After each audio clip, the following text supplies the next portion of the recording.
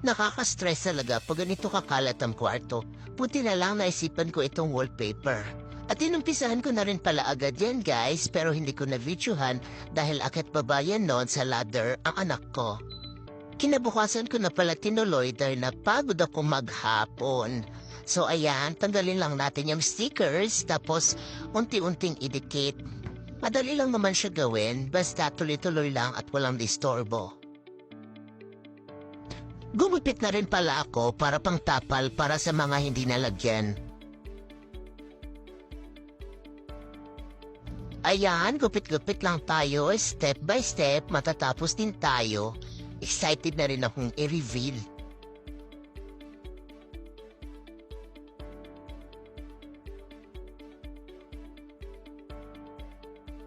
Tcharan!